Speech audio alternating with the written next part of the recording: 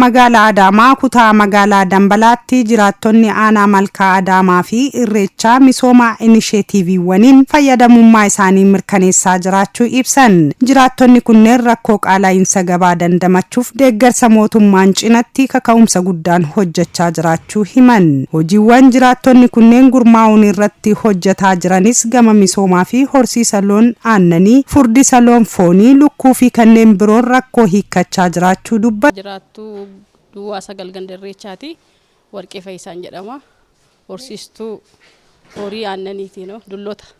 Kun gandi kun lafa nuu kennee inisheetiidhaan maakiroota daraajjaanitti hojjechaa jira. Kun maatii keenya faana baay'ee na fayyadee horii kan hin calqabee tureera garuu amma mootummaan kan lafa naa kennee bal'inaan dalaguu jammarree amma garuu horii kun dulloota 22 Hojiiwwan jiraattonni kunneen gurmaa'uun irratti hojjetaa jiranis gama misoomaa fi horsiisa loon aannanii, furdisa loon foonii, lukkuu fi kanneen biroon rakkoo hiikkachaa jiraachuu dubbatu. Qankoo Lataat Shooman jedhama. Asuma aanaa Malkaa Adaamaa kutaa magaalaa Dambalaa aanaa Malkaa Adaamaati. Haala mootummaan qajeelfama mootummaan amma gadi buuseeni aanaan keenya kun badhaadhina maatiitiin gaafannee hojii horsiisa aannanii kana irratti akka nuti bobbaanuuf carraa nuu kennanii haaluma isaan carraa nuu kennan kan ka'eeni badhaadhina maatiitiin maatii makoo wajjin ijaarame waldaadhaan ijaarame bakka kana fudhadhee gizeen kaasee yeroo fudhanne irraa kaanee haaluma mootummaan gadi buuseen lafa kana fudhannee irratti ijaarree haaluma amma isin argitanii jirtan kanaatiin sadarkaa amma irra jiru kana geenye jirra. በአጠቃላይ ዓላማው የከተማ ግብርና ሞዴል እንትን ለማለት ነው። በተለይም ይሄኛው ፖልትሪ ወይም ዶሮ እርባታ ላይ ያተኮረ ነው እና ምንድነው የከተማ ግብርና ኢንቴንሲቭ አግሪካልቸር ነው። ማለትም በሰፊ ቦታ በተለምዶ ሳይሆን በጠባብ ቦታ ግን የተለያዩ ቴክኖሎጂዎችን በመጠቀም ምርትን ከፍ እንዲል ማድረግ ስጋና እንቁላል አቬሌብል እንዲሆን ማድረግ ነው። Deeggarsa mootummaan nuuf taasise cinatti jiruu fi jireenya keenya ittiin gaggeeffachuu irra darbine hawaasa keenyaafis gatii madaalawaan dhiyeessaa jirra kan jedhan jiraattonni kunneen hojii tuffachuu fi abdii kutachuu dhiifnaan hojjetanii of jijjiiruuf imala dheeraa hin fudhatu jechuun yaada isaanii ibsu. As magaalaa Adaamaa ganda Irreechaati. Akkuma argaa jirtan kana bakka kanatti horsiisa bakka mootummaan lafa mootummaan nuu kenne kana irratti furdisa loonitiin akkasitti hojjetaa jirra. Akkuma argaa jirtan kana marsaa tokkoffaa baasnee jirra.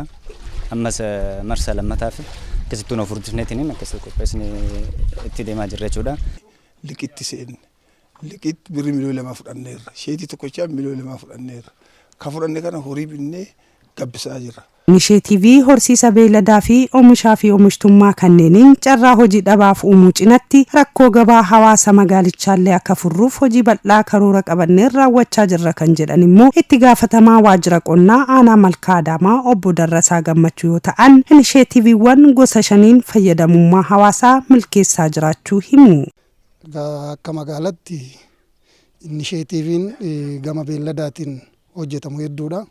Akka aanaa keenyatti immoo inisheetiivii beeladaa gosa 5 kan nuti bara kana hojjenne furdisa irratti aannan lokkuu booyyee fi qurxummii irratti kan hojjechaa turre.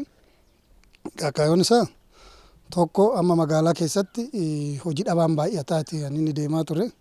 Tokko carraa hojii xuumaa, lammaffaa oomisha fi oomishtummaa asirraa oomishamu kana gabaa magaalaa Adaamaatiif dhiyeessinee rakkoo gabaa tasgabbeessaa Irreechaadha. Itti aanaan bulchaa aanaa Irreechaa obbo Yohaannis Badhaadhaa karoora mootummaan gadi buuse hordofuun hojiiwwan gurguddoo hojjechuu kaasanii bara 2017 kana keessatti hojii dhabaa hojiitti galchuuf qabatan 500 keessaa namoota 376 hojii uumuu fi ibsaniiru. Hojiin inisheetiiviin qonnaa akka aanaa keenyatti hojii gaggaariitu hojjetamee jira.